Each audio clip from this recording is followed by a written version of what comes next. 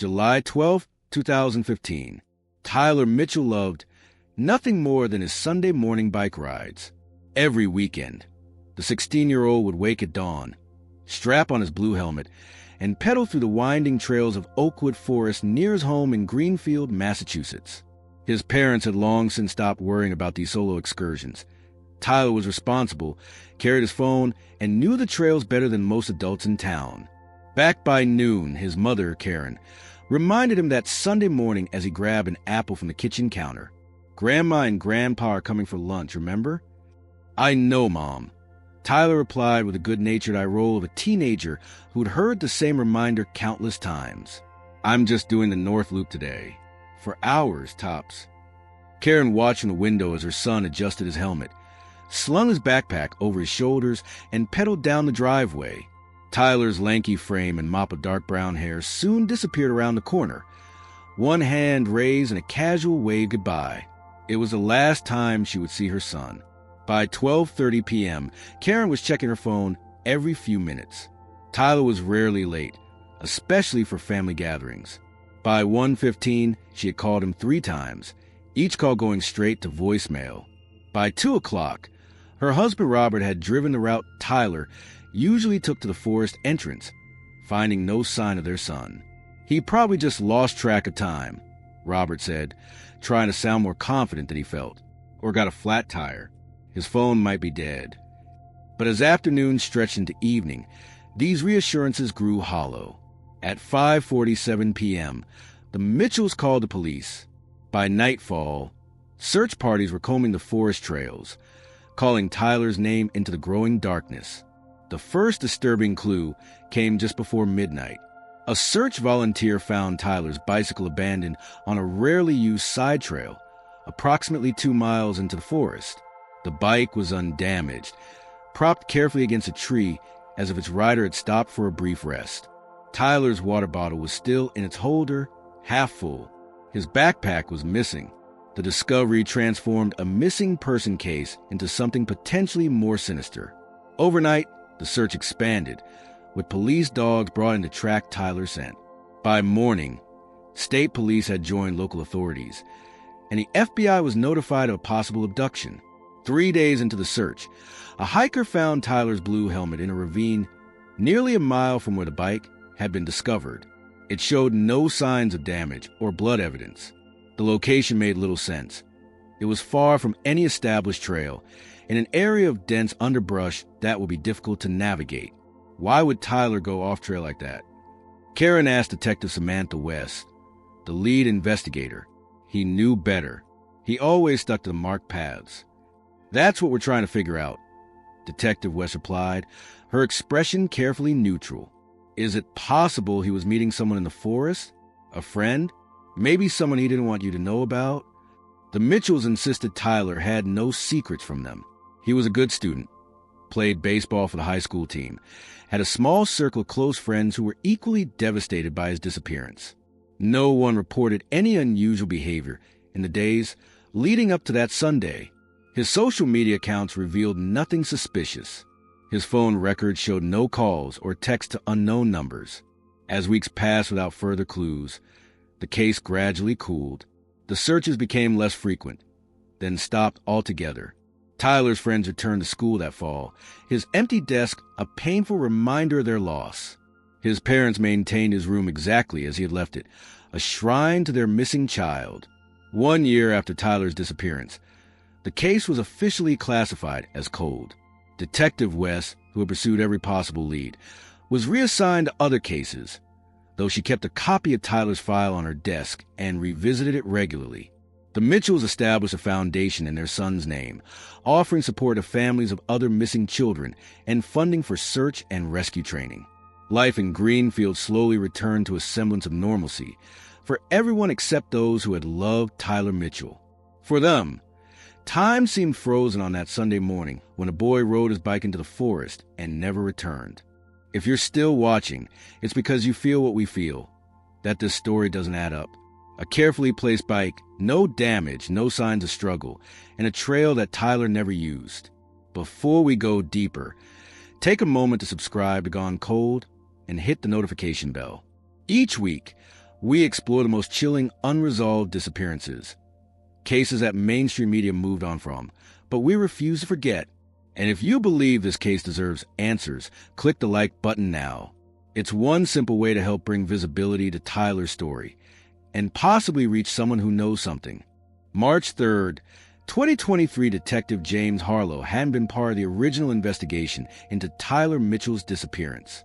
He'd transferred to the Greenfield Police Department 4 years after the case went cold, and knew it only as the town's most notorious unsolved mystery. But when the department began clearing out evidence from older cases to make room for a building renovation, Harlow found himself assigned to catalog and transfer items from a Mitchell file. The evidence box contained what you might expect: photographs of the scene where Tyler's bike was found, maps of the search areas, interview transcripts, the missing person flyer with Tyler's smiling face. And at the bottom of the box, sealed in a large evidence bag, was the blue bicycle helmet recovered from the ravine. Harlow lifted the helmet, turning it in his hands. The FBI had examined it thoroughly years ago, finding nothing of evidentiary value. No fingerprints besides Tyler's, no DNA from anyone else, no signs of struggle or violence. The report indicated they had checked the outer shell, the strap, the padding inside. Standard procedure. But something about the helmet caught Harlow's attention. The inner padding seemed slightly uneven in one spot near the back. Most people wouldn't notice it, but Harlow had worked property crimes before homicide and had developed an eye for hidden compartments and concealed items. Pulling on latex gloves, he carefully examined the area, pressing gently on the padding. It gave way more than it should have. Using a small flashlight, he peered more closely and noticed a barely perceptible seam in the foam. "Hey, Martinez," he called his partner across the evidence room. "Come look at this." Together, they carefully separated the padding along the seam, revealing a small cavity that had been hollowed out foam. Inside was a tightly folded piece of paper, sealed in plastic wrap and secured with black electrical tape. How did the FBI miss this? Martinez wondered aloud as Harlow carefully extracted the hidden item. "It's professionally done," Harlow noted. "The seam is nearly invisible unless you're looking for it." And they wouldn't have had reason to dissect the helmet if the initial examination showed nothing suspicious. With meticulous care, they unwrapped the plastic and unfolded the paper. Written in what appeared to be a teenager's handwriting was a brief message. "If something happens to me, check the hollow tree by Miller's Creek Bridge. I've been followed for 3 days. I think it's him. Don't trust Walker." The note was signed simply, TM. Harlow and Martinez stared at the paper, then at each other. Tyler Mitchell hid this in his own helmet. Martinez said slowly, "He knew he was in danger. And who the hell is Walker?" Harlow added, already reaching for his phone, to call their lieutenant. Within an hour, the cold case was officially reopened. Detective Samantha West, now a captain in the state police, returned to Greenfield the following morning. Though 8 years had passed, her memory of the case remained sharp. The fruitless searches, the grieving parents, the sense that something crucial had been overlooked. "I always felt we were missing something," she told Harlow and Martinez as they brought her up to speed. "Tyler didn't just vanish. Someone took him, or worse." "The note mentions Miller's Creek Bridge," Harlow said. "That's about a mile from where the bike was found, but in the opposite direction from the ravine where they recovered the helmet." West nodded, which suggests the helmet was deliberately placed to misdirect the search. She frowned, thinking, Walker. There was no Walker connected to the original investigation, at least no one significant enough to appear in my reports. "We need to check the hollow tree," Martinez said.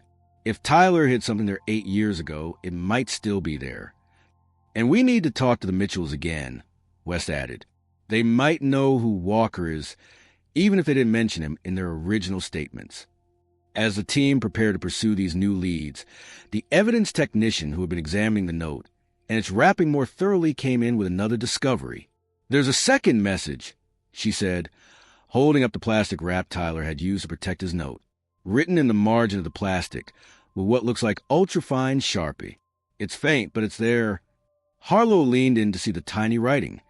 "License plate, MA 725 TGX, blue sedan, Captain West was already on her phone, calling in the plate number for identification. After 8 years of silence, Tyler Mitchell was finally telling them what had happened on that Sunday morning bike ride. The question now was whether they were too late to act on what he'd tried to tell them all along. Chapter 3. The Hollow Tree Millers Creek Bridge was a simple wooden structure spanning a narrow stream in the northeastern section of Oakwood Forest. Once a popular spot for hikers and nature photographers, it had fallen into disrepair over the years, the trail leading to it reclaimed by underbrush and young trees. Harlow and Martinez, accompanied by 2 uniformed officers and a crime scene technician, made their way slowly down the overgrown path. Captain West had stayed behind to brief the Mitchells on the new developments and a follow-up on the license plate information. According to the map, the bridge should be just ahead, Harlow said, consulting the GPS on his phone. The team had been hiking for nearly 40 minutes, pushing through tangled vegetation and avoiding fallen branches. The bridge, when they finally reached it, was barely recognizable.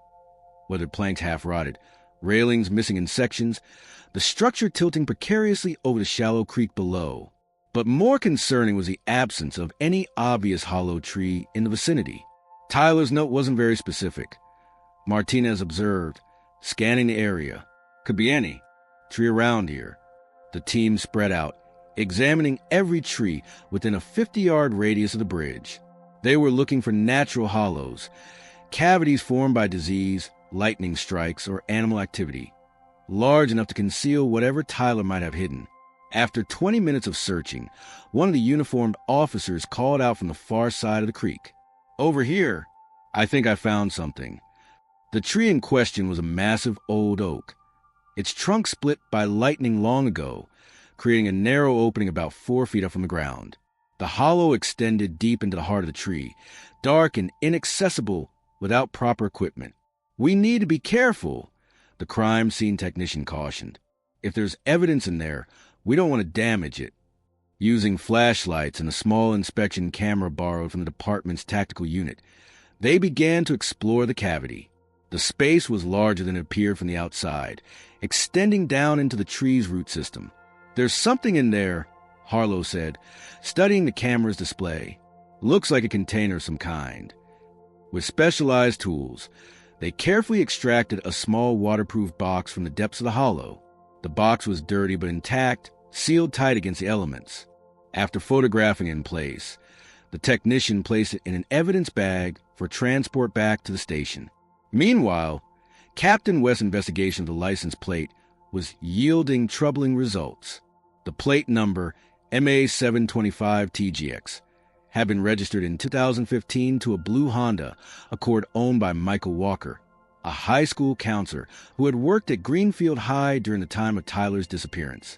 Walker resigned from the school about a month after Tyler went missing, West told the Mitchells, who sat shell-shocked in their living room, moved to Vermont, according to his resignation letter. "But we haven't been able to locate him at the address he provided." The school counselor? Karen Mitchell shook her head in disbelief. Tyler never mentioned any issues with him. He barely talked about him at all. Did Tyler have appointments with Walker? Any reason they would have had regular contact? Robert Mitchell frowned, thinking Tyler was applying for summer programs that spring. "I remember him mentioning he needed recommendation letters. The counselor would have been involved in that process." West made a note. "We'll check the school records." Did Tyler ever express any discomfort about Walker? Any reluctance to meet with him? The Mitchells exchanged glances. "There was one thing," Karen said slowly. "About 2 weeks before he disappeared, Tyler asked if he could switch counselors. Said he didn't connect with Mr. Walker. But the school year was almost over, so we told him to just get through the last few meetings." The significance of this detail was not lost on West. If Tyler had been uncomfortable with Walker, uncomfortable enough to request a change, it might explain the warning in his note. Back at the police station, Harlow and Martinez had returned with the waterproof box from the hollow tree. Under controlled conditions and with proper documentation, they carefully opened it. Inside was a small digital voice recorder, a folded piece of paper, and a USB drive. The paper contained a handwritten message in the same writing as the note from the helmet. Walker has been making weird comments for months. Started asking to meet outside of school. Yesterday, he followed me home in his car. I recorded our last meeting on this device. I'm making copies of the recordings and emails on a USB drive. If he tries anything tomorrow on my ride, I'll have evidence. With trembling hands, the evidence technician connected the voice recorder to speakers. The first recording was dated July 10th, 2015, 2 days before Tyler disappeared. The quality was poor, clearly made by a device hidden in a pocket or bag, but the content was unmistakable. A man's voice, presumably Walker, could be heard making inappropriate comments to Tyler, suggesting they meet privately away from school. Tyler's responses were brief, non-committal, clearly uncomfortable. The USB drive contained copies of emails from Walker to Tyler, beginning professionally but growing increasingly personal and eventually inappropriate over a period of months. The final email, sent the night before Tyler disappeared, contained a thinly veiled threat. "I've tried to be patient, Tyler. I've offered you opportunities most students would be grateful for, but your continued rejection is becoming a problem. I know where you ride on Sundays. Perhaps we should discuss this in a more private setting. I'll be watching for you tomorrow." The evidence painted a clear and disturbing picture. Tyler Mitchell had been targeted by a predator, had recognized a danger, and had taken steps to document it. But his precautions hadn't been enough to save him. "We need to find Michael Walker," Captain West said grimly. "And we need to prepare the Mitchells for the possibility that we may be looking for remains, not a missing person." As the team mobilized to track down the former counselor, one question loomed largest in their minds. After 8 years, could justice still be served for Tyler Mitchell? And would his parents finally learn what had happened to their son after his last bike ride into Oakwood Forest? Teen vanished after bike ride. 8 years later, police discover a taped note inside the helmet chapter 4. The hunt Michael Walker had disappeared almost as thoroughly as Tyler Mitchell. After leaving Greenfield, he had systematically erased his digital footprint. His last known address in Vermont had been vacated 6 years ago. His teaching license had expired without renewal. His credit history ended abruptly in 2017. "It's like he became a ghost," Martinez said, reviewing the sparse information they gathered. But ghosts sometimes left traces. A former colleague from Greenfield, High, recalled Walker mentioning a family cabin in the Adirondacks. Property records revealed a hunting lodge near Lake Placid, purchased 30 years earlier by Walker's grandfather and never sold. Captain West coordinated with New York State Police to surveil the property. After 3 days of observation showed no activity, they obtained a search warrant. The cabin appeared abandoned, dust-covered furniture, outdated calendars on the walls, no recent food in the cupboards. In the basement, however, they found a locked metal cabinet. Inside, newspaper clippings about Tyler's disappearance, a blue backpack matching the description of the one Tyler wore on his final ride, and most disturbing, a collection of photographs of Tyler and other teenage boys, clearly taken without their knowledge. He was stalking them, Harlow said grimly. A more thorough search of the property, including ground-penetrating radar, revealed no human remains, but tire tracks leading to a remote section of the property suggested recent activity. Someone had been there within the past few weeks. The investigation now had a direction. Alerts went out to law enforcement agencies nationwide. Michael Walker, age 53, was wanted for questioning in connection with the disappearance of Tyler Mitchell. Chapter 5. The confrontation 2 weeks later. A patrol officer in rural Montana called in a suspicious vehicle at a remote gas station. A man sleeping in a blue Honda with out-of-state plates. When the registration came back to Michael Walker, a tactical team was dispatched immediately. Walker surrendered without resistance, looking much older than his years. Hair gone completely gray, face weathered by outdoor living.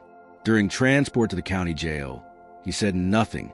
Captain West and Detective Harlow flew to Montana for the interrogation. Walker sat across from them, his expression blank. "We found Tyler's backpack in your cabin," West began, "and the evidence he collected about your inappropriate behavior." Walker stared at the table. "I never meant to hurt him." "Then what happened that Sunday, Michael?" After a long silence, Walker began to speak. He described following Tyler into the forest, confronting him on the trail. Tyler had tried to flee, but Walker caught up on the bridge near Miller's Creek. He threatened to expose me, said he had recordings, emails, that he'd hidden them somewhere I'd never find them. Walker's voice cracked. I just wanted to scare him, make him give me the evidence. But he tried to run, and there was a struggle. He fell from the bridge. Did you try to help him? Harlow asked. Walker shook his head. He wasn't moving. I panicked, dragged him into the woods, and buried him. Took his backpack, threw his helmet in the ravine to mislead searchers. Where exactly did you bury him? Walker provided coordinates for a location deep in Oakwood Forest, far from any trails, a spot searchers had never reached during the original investigation. As Walker was formally charged with manslaughter and evidence tampering, a recovery team was already en route to the location. After 8 years, Tyler Mitchell would finally come home. Chapter 6. The closure of the recovery operation took 2 days.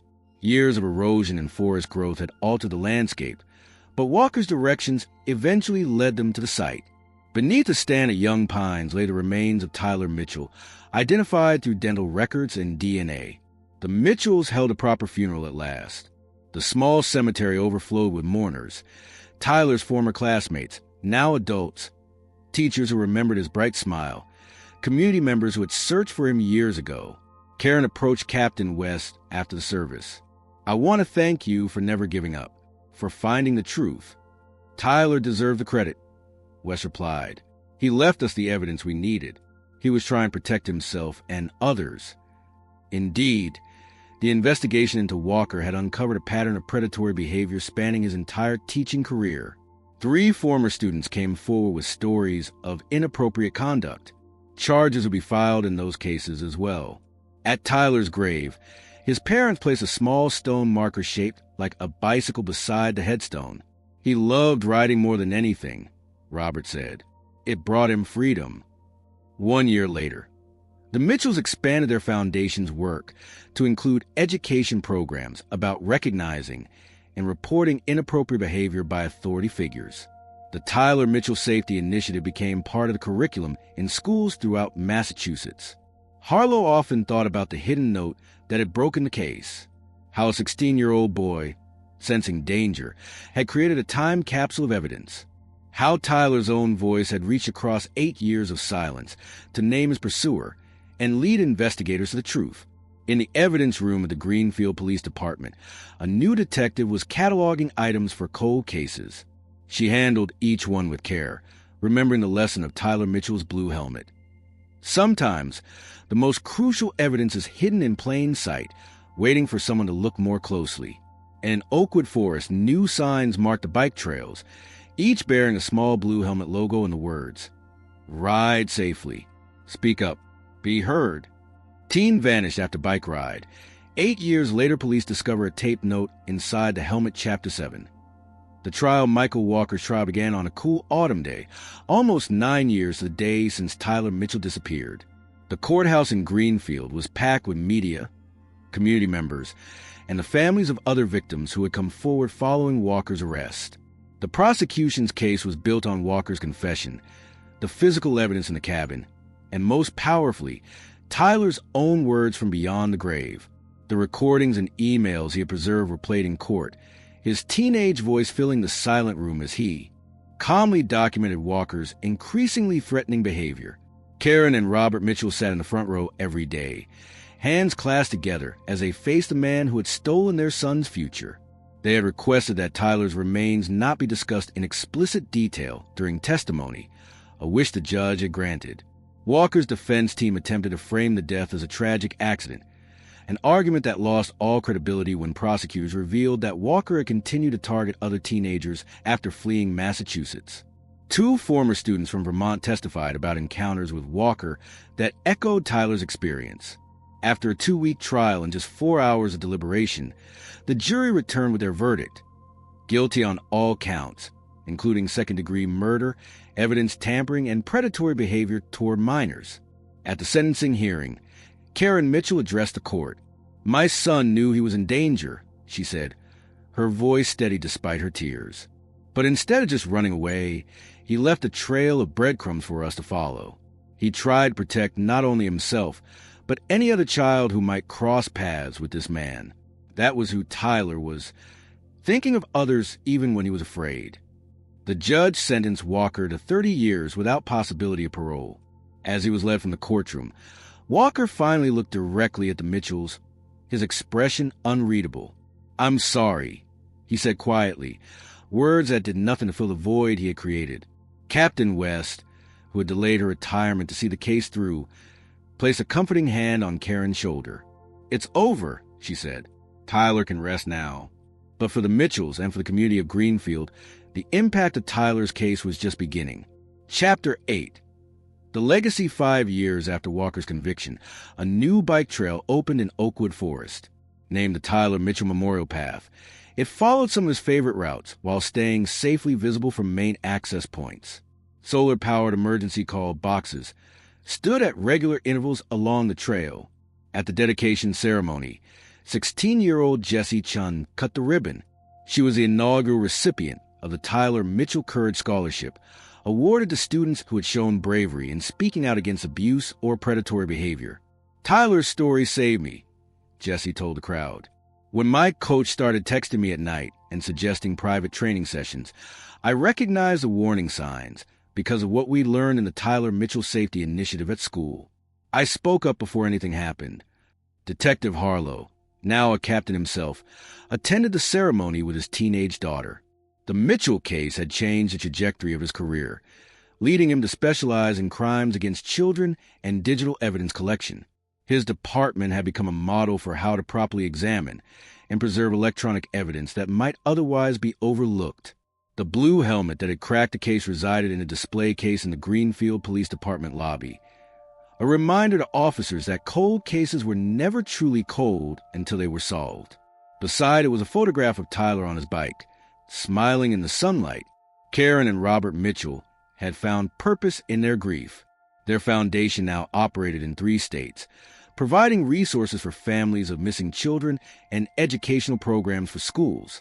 Karen had become a sought-after speaker on child safety, while Robert volunteered with search and rescue teams, training them on how more effectively cover difficult terrain. On quiet Sunday mornings, Karen still woke at dawn and looked out the window, momentarily expecting to see her son adjusting his helmet before his ride. The pain never completely disappeared, but it had transformed into something purposeful, a driving force that had created meaningful change. In Greenfield, an entire generation of children now grew up learning about digital safety, recognizing warning signs, and understanding the importance of leaving evidence if they felt unsafe. Tyler's final act of self-protection, the hidden note, the recorded evidence, the license plate number, had become a template for a personal safety taught in schools nationwide. The hollow tree near Miller's Creek Bridge had been preserved, a small plaque identifying it as Tyler's mailbox. Local teenagers occasionally left notes there when they felt troubled or unsafe, a tradition that had emerged organically and was quietly supported by school counselors. On the 10th anniversary of the discovery of Tyler's note, Captain Harlow visited the Mitchell home. Karen welcomed him with a hug. "I brought you something," he said, handing her a small package. Inside was a custom keychain featuring a miniature blue helmet. "We had these made for the whole department," Harlow explained, "to remind us that sometimes the smallest clues make the biggest difference." Karen smiled through tears, closing her hand around the keychain. Tyler would have liked that. As Harlow left, he noticed a new addition to the Mitchell's front yard, a bicycle-shaped weather vane spinning gently in the breeze, always pointing the way forward, always in motion, just like the boy who had loved to ride. Tyler's story is one of those that stays with you. A bright, responsible teen disappears on a routine ride. No evidence, no explanation, just silence. If this story moved you, please like this video now. Your support helps these forgotten cases reach the eyes and ears of more people. Now we want to hear from you. Do you think Tyler went off trail by choice, or was he lured there? What details stood out to you the most in this case? Comment your theories below. We feature the most insightful ones in our next episode, and your voice could lead to fresh perspectives that investigators never considered. And if you haven't yet, subscribe to Gone Cold.